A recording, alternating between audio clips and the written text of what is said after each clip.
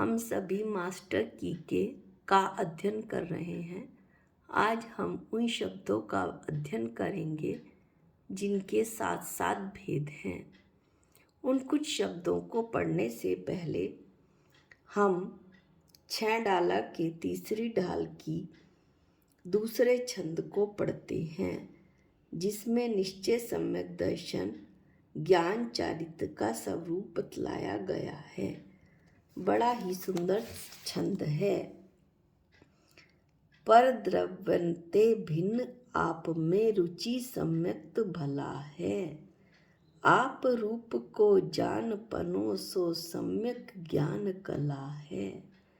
आप रूप में लीन रहे थिर सम्यक चारित सोही।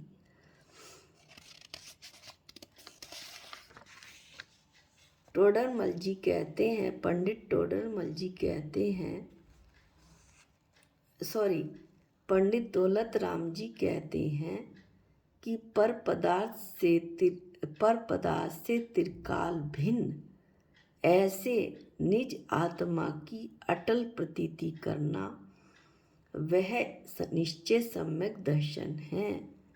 मैं चेतन भगवान आत्मा हूँ, इसके अलावा मैं विश्व में कुछ भी नहीं हूँ, ऐसी अटूट श्रद्धा। आत्मा को पर वस्तुओं से भिन्न जानना, ज्ञान करना, उसे निश्चय सम्यक ज्ञान कहा जाता है तथा सभी पर द्रव्यों का आलंबन छोड़कर आत्म स्वरूप में अपने उपयोग को लगाकर एकाग्रता से अपने स्वरूप में मगन हो जाना वह निश्चय सम्यक चारित्र है। ऐसा पंडित दौलत राम जी बतलाते हैं। और हम जब 6 डाला पढ़ेंगे तो इसका विस्तार से अध्ययन करेंगे। अब हम मास्टर की का पहला शब्द लेते हैं। तत्व 7 तत्व हैं। नंबर 1 जीव, नंबर 2 अजीव, नंबर 3 आश्रव, नंबर 4 बंध, नंबर 5 संवर, नंबर 6 निर्जरा और नंबर 7 मोक्ष। व्यसन 7 व्यसन हैं। नंबर 1 जुआ खेलना, नंबर 2 मांस खाना, नंबर 3 मदिरा पान, नंबर 4 शिकार, नंबर 5 वेश्यागमन, नंबर 6 चोरी और नंबर 7 परस्त्री सेवन। मुनिश्री के जो 7 गुण शेष 7 गुण हैं वे हैं आस्नान, अदंत धोवन, नग्नत्व, भूमि शयन, दिन में एक बार आहार लेना, खड़े होकर हाथ में भोजन लेना और केशलोच। अब हम इनका थोड़ा सा संक्षिप्त अध्ययन करते हैं। मुनि महाराज शेष 7 गुणों में पहला गुण है मुनि महाराज कभी भी स्नान नहीं करते। दूसरा गुण है दांतों की सफाई नहीं करते। तीसरा गुण है शरीर को ढकने के लिए थोड़ा सा भी वस्त्र नहीं रखते। चौथा गुण है रात्रि के पिछले भाग में एक करवट से भूमि पर कुछ समय शयन करते हैं। ये वीतरागी मुनि दिन में एक बार खड़े रहकर, ये 5वां गुण है। छठा गुण है अपने हाथ में रखकर थोड़ा सा आहार लेते हैं। और 7वां गुण है केशलोच करते हैं। इस तरह से हमने शेष 7 गुण पढ़े। अब हम पढ़ते हैं आसन ध्यान के योग्य। इसमें से हमने पिछले वीडियो में 6 आसन पढ़ लिए थे। पद्मासन, अर्ध पद्मासन, वज्रासन, वीरासन, सुखासन और कमलासन। इसमें से जो एक अलग है वो है कायोत्सर्ग। कायोत्सर्ग का जो शाब्दिक अर्थ है वो है शरीर के ममत्व का त्याग। ऐसा जैन ग्रंथों में बतलाया गया है। मूलाचार के अध्याय 7 के अनुसार, गाथा 153 के अनुसार, पैरों में 4 अंगुल का अंतराल देकर खड़े हों, दोनों भुजाएं नीचे को लटकती रहें, समस्त अंगों को निश्चल करके यथा नियम श्वास लेने, प्राणायाम करने को कायोत्सर्ग होता है। प्राणायाम जब किया जाता है इस तरह से तो कायोत्सर्ग होता है। ऐसा मूलाचार ग्रंथ में बताया गया है।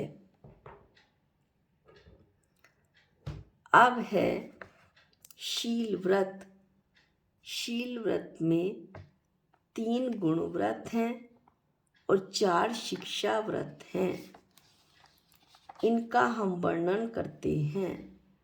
3 गुण व्रत में पहला दिग् व्रत है, दूसरा देश व्रत है, तीसरा अनर्थ दंड व्रत है। अनर्थ दंड व्रत के भी 5 भेद हैं। एक एक करके हम संक्षिप्त परिभाषा लेते हैं। 3 गुण व्रत का पहला भेद दिग् व्रत। 10 दिशाओं में आने जाने की मर्यादा निश्चित करके जीवन पर्यंत उसका उल्लंघन न करना, सो दिग् व्रत है। दिशाओं की मर्यादा निश्चित की जाती है, इसलिए इसे दिग् व्रत कहा जाता है। गुण व्रत का दूसरा भेद है देश व्रत।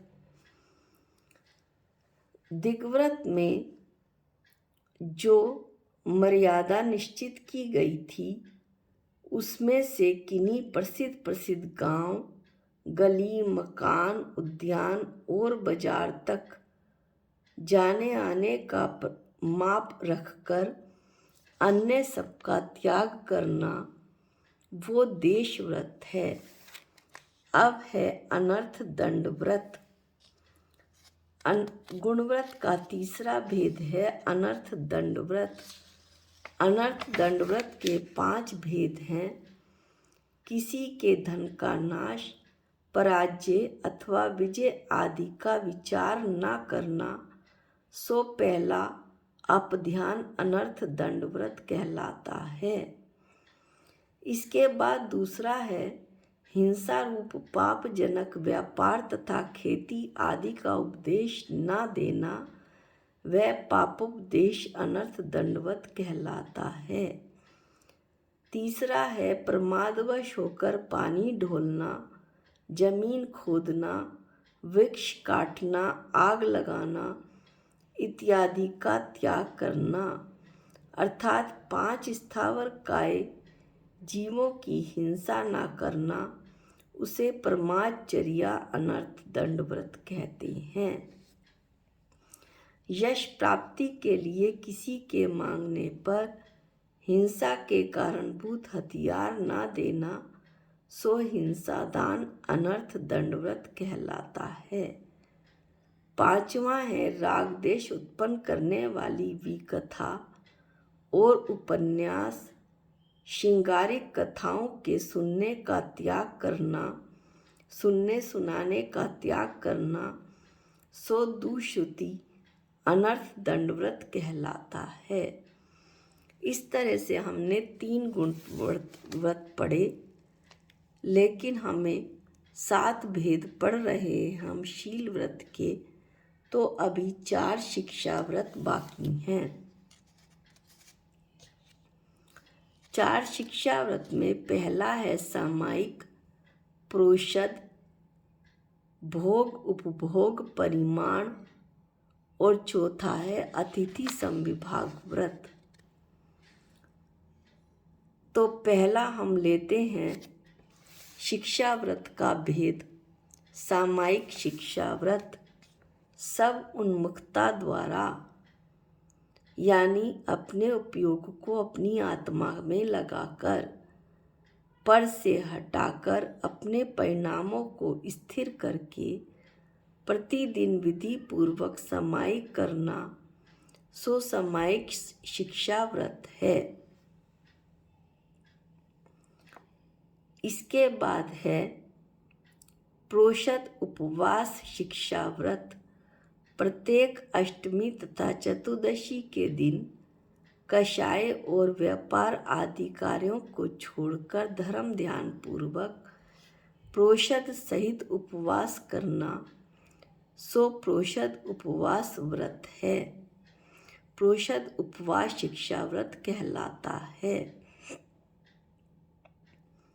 शिक्षा व्रत का तीसरा भेद है परिग्रह परिमाण। अणुव्रत में निश्चित की गई भोग उपभोग की वस्तुओं में जीवन पर्यंत के लिए अथवा किसी निश्चित समय के लिए नियम करना सो भोग उपभोग परिमाण शिक्षा व्रत कहलाता है। शिक्षा व्रत का चौथा भेद है निर्गंथ मुनि आदि सत्पात्रों को आहार देने के पश्चात स्वयं भोजन करना सो अतिथि समविभाग शिक्षा व्रत कहलाता है। इस तरह से हमने शील व्रत के 3 भेद पढ़े, 3 गुण व्रत और 4 शिक्षा व्रत। 3 गुण व्रत में हमने दिग्व्रत, देशव्रत और अनर्थ दंड व्रत पढ़ा। अनर्थ दंड व्रत के भी 5 भेद पढ़े। शिक्षा व्रत में हमने पढ़ा सामायिक, प्रोषद, भोग उपभोग परिमाण और अतिथि समविभाग व्रत। इस तरह से शील व्रत के ये 7 भेद हुए। अब हम काय योग पढ़ते हैं। काय योग 7 हैं। औदारिक, औदारिक मिश्र, वैकरिक, वैकरिक मिश्र, आहारक, आहारक मिश्र और काणमाण। इनका भी हमें थोड़ा सा संक्षिप्त रूप से इनकी परिभाषा देखनी होगी।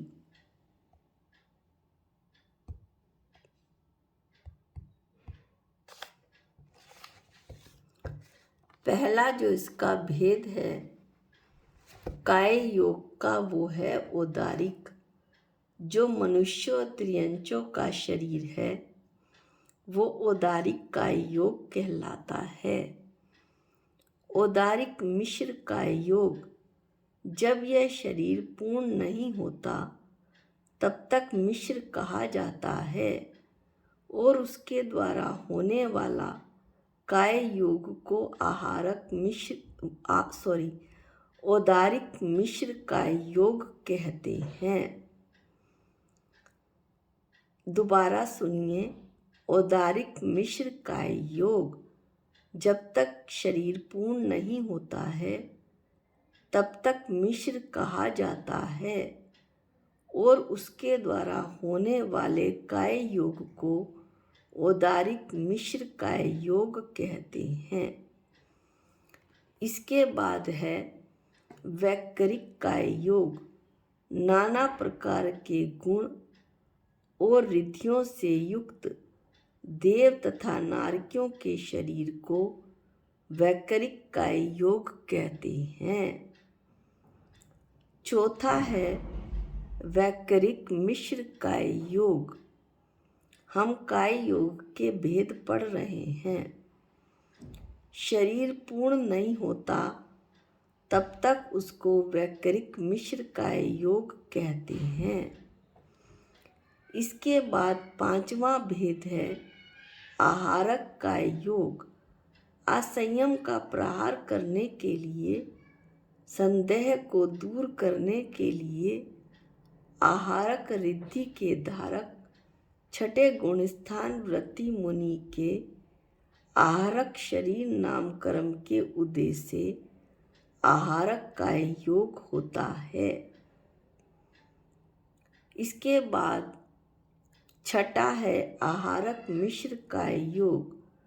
आहारक शरीर जब तक पर्याप्त नहीं होता तब तक वह आहारक मिश्र काय योग कहलाता है। सातवां है कारमाण काय योग। ज्ञानावरण आदि अष्ट कर्मों के समूह को अथवा कारमाण शरीर नामकरण के उदय से होने वाले काय को कारमाण काय योग कहते हैं। इस तरह से हमने काय योग के 7 भेद पढ़े। औदारिक, औदारिक मिश्र, वैकरिक, वैकरिक मिश्र, आहारक, आहारक मिश्र और कारमाण। इसके बाद हम अगला शब्द लेते हैं दाता के गुण। दाता के 7 गुण हैं श्रद्धा, संतोष, भक्ति, विज्ञान, लोभ का अभाव, क्षमा और सत्य। आज के वीडियो में हम इन्हीं शब्दों को लेंगे। अगले वीडियो में हम अगले कुछ शब्दों का अध्ययन करेंगे। निज निधि निज में बताई, ये अनंत उपकार है। इसके लिए जिन वाणी माँ को वंदना अनंत बार है, वंदना अनंत बार है। सबको जय जिनेंद्र।